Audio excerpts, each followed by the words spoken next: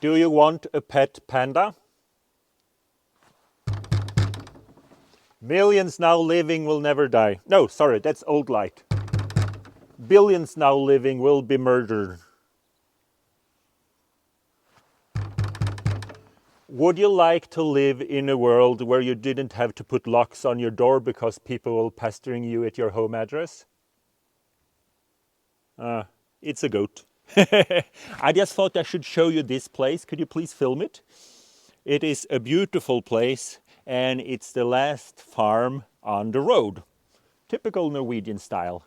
And we have a nice lake. And this reminds me about a story from Jehovah Witnesses in Sweden.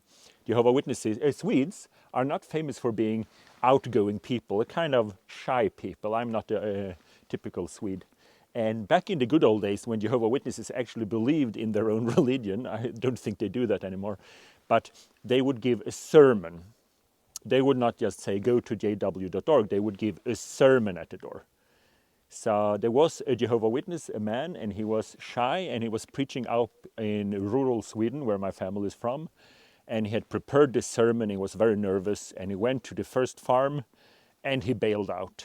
And then he went to the next farm, and he bailed out, and he just kept walking.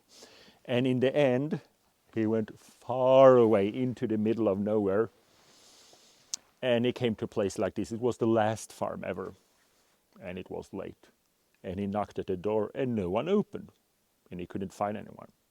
So he had mixed feelings about that, because he was shy, but on the other hand, he had been preparing this sermon so long. So he found a dung heap, and went to the dung heap and started preaching to the Rooster. So he told the Rooster everything about, 1925 and everything, pyramids. But the thing is, Swedes are shy, so the farmer was home. He was just hiding. So eventually the farmer came out and asked him, what are you doing?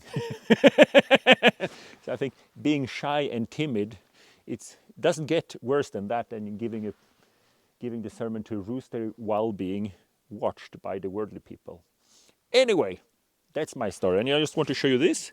This I bought thanks to my patrons. I need to buy a lot of equipment to make better and better videos. So that's just a silly story.